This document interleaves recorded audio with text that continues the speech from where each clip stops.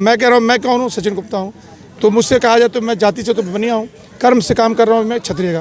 तो अभी मैं क्या कहता हूँ, कर्म से मैं क्षत्रिय हूँ और जाति से बनिया हूँ। तो इसी प्रकार अगर आप सुंदर था कि सारी जाति वर्ग के लोग थे, हम बाबू साहब भी थे, पंडित जी भी लोग थे, हमारे बनिया समाज। तो ये व्यवसायिक मंच है, पहले कह दूँ, ये व्यवसायियों का संघ नहीं है। और व्यवसायी संघ का समझ, जो लोग किसी राजपूत है समाज से है, बनिया समाज में अगर आप व्यवसाय है तो आप व्यवसायी कहलाएंगे और आपको वही सारी चीज़ें फैसिलिटी मिलेगी जो व्यवसाय को मिलती है। तो ये व्यवसायिक मंच है, यानी व्यवसायी मंच इन द सेंस। व्यवसायिक मंच के द्वारा यहाँ पर सम्मान समारोह आयोजित किया गया था। शाहपुर के नवनिर्वाचित विधायक को भी यहाँ बुलाया गया था। संदेश के जो विधायक है राधाचरण सेठ, उनको भी बुलाया गया था। किस लिए यहाँ पे ये जो कार्यक्रम है वो आयोजित किया? देखिए, सम्मान समारोह ऐसा है कि आप सम्मान समारोह किसी भी व्यक्ति के द्वारा, किसी भी समाज के संगठन द्वारा सम्मान समारोह होते हैं।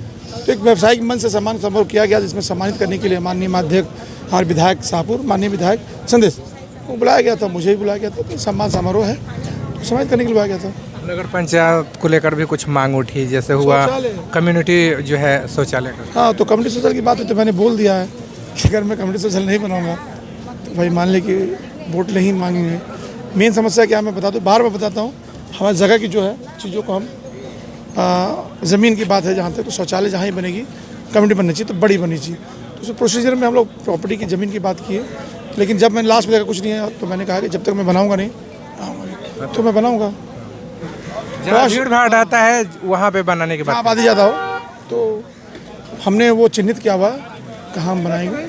मैंने बोर्ड में ले रखा है, थोड़ा समय लगेगा, बीच में कुछ एक मंच से सवाल भी किया गया। जो सभी लोगों को जोड़ने की बात होती है वहाँ पे सचिन कुमार गुप्ता जाते हैं, जहाँ जातिवाद की बात होती है वहाँ नहीं जाते हैं। यहाँ देखा गया कि सभी जाति के जो भी व्यवसायिक के लोग सभी को एक जगह कर किया गया। मुद्दा है, कोई प्रतिनिधि हो वो किसी एक जाति से तो चुनाव नहीं जीतते हैं, हर वर्ग के लोग का वोट मिलता है, हर जाति के लोग मिलता है। तो किसी ऐसे मंच पर जाना, मुझे लगता है कि मेरे हिसाब से सभी प्रतिनिधियों को, मेरे हिसाब से उनकी अपनी अपनी राय, मेरी राय यही कि जब किसी भी जातिगत अगर कोई ऐसा कुछ स्पेशल जो होता है आयोजन होता है तो वहाँ मैं थोड़ा उसको इग्नोर करता हूँ, क्योंकि मैं चाहता हूँ कि चुनाव के वक्त जब मुझे हर लोगों ने वोट दिया है, तो चुनाव के बाद मैं सिर्फ जातिगत अगर मैं ऐसे मीटिंग्स करूँ तो उनके अंदर दुख की बात होती है कि भाई चुनाव से पहले अध्यक्ष जी हम लोग यहाँ होते रहन, अब चुनाव के बाद अपन कलवार जाति की वोटिंग करते रहन, तो अपना व्यवसाय, ये चीज़ थोड़ा मेरा परसेप्शन अलग है।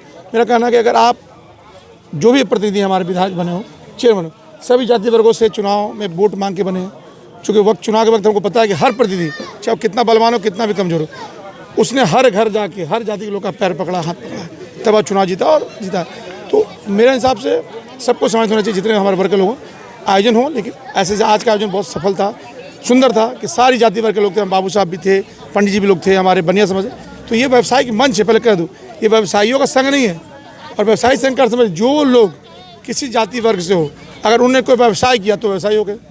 तो मैं कह रहा हूँ, मैं कौन हूँ? सचिन गुप्ता हूँ। तो मुझसे कहा जाए तो मैं जाति से तो बनिया हूँ, कर्म से काम कर रहा हूँ मैं क्षत्रिय का। तो अभी मैं क्या कहता हूँ, कर्म से मैं क्षत्रिय हूँ और जाति से बनिया हूँ। तो इसी प्रकार अगर आप राजपूत हैं समाज से है, बनिया समाज में अगर आप व्यवसाय है तो आप व्यवसायी कहलाएंगे और आपको वही सारी चीज़ें फैसिलिटी मिलेगी जो व्यवसाय को मिलती है।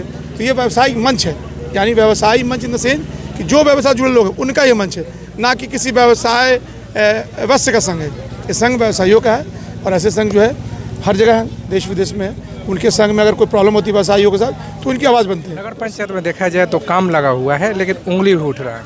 क्या हो रहा है? नगर पंचायत में काम भी लगा हुआ है, उंगली भी उठ रहा है कि काम में गड़बड़ी हो रहा है। नहीं, बिल्कुल, देखिए, काम लगा है, गड़बड़ी तो सवाल उठेगा। अगर ऐसी कोई गड़बड़ी तो जांच का तो आदेश हम लोग दे चुके हैं और शायद आपके पीछे ही जांच लगी हुई है जहाँ हम खड़े हैं। तो कोई बात नहीं है। आप मैं बताऊँ कि ये बहुत अच्छी बात है कि लोग सजग हैं। मैंने अपने इसी वीडियो के इसी जांच पे मैंने अपने लेटर पैड से जांच लिख दिया है और हमने अपने जो है जिन्होंने जो भी उसमें दोषी पाए जाएंगे उन पे हम लोग कार्रवाई करेंगे और जांच बिल्कुल होगी। इसके लिए आप निश्चिंत रहें। या अगर मैं सबूत क्या है आप आए मिले, तो अगर नगर में कहीं काम हो रहा है, ठीक है, बहुत जगह काम हो रहे हैं, अगर कहीं कोई कमी हो रही है तो उसकी जांच जरूर होगी और फिर दोबारा काम होगी। अगर ऐसा कुछ है तो जनता का भरोसा है तो भरोसा तोड़ेंगे नहीं।